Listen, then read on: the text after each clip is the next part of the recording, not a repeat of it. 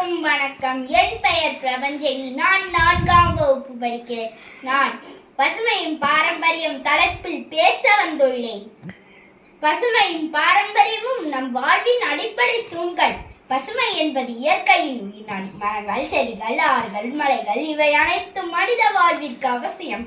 மரங்கள் இல்லாவிட்டால் ஆக்சிஜன் கிடைக்காது, நீர்ச்சத்து சுருங்கிவிடும், வாழ்க்கை கலந்துவிடும். எனவே பசுமையை காக்கும் பொறுப்பு நம் ஒவ்வொருவருக்கும் உண்டு.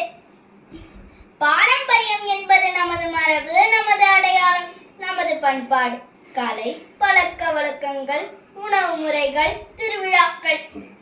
பாரம்பரியத்தை காப்பது என்பது நமது அடையாளத்தை பாதுகாப்பது போன்றது.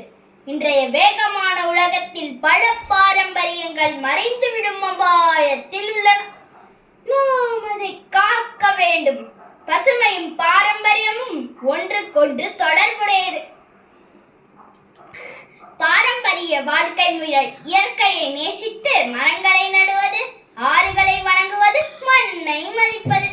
நம் முன்னோர்கள் இயற்கையுடன் இசைந்து வாழ்ந்தனர். எனவே நம் தலைமுறைக்கு ஒரு கடமை உண்டு.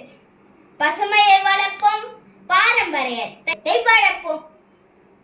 மரங்களை நட்டு வளர்ப்போம், சுற்றுச்சூழலை பாதுகாப்போம். பசுமை காக்கப்பட்டால் வாழ்க்கை வளர்ச்சி அடையும். பாரம்பரியம் காக்கப்பட்டால் பண்பாடு வளர்ச்சி அடையும். இவை இரண்டும் காப்பதே நம் பொறுப்பு. நன்றி, வணக்கம்.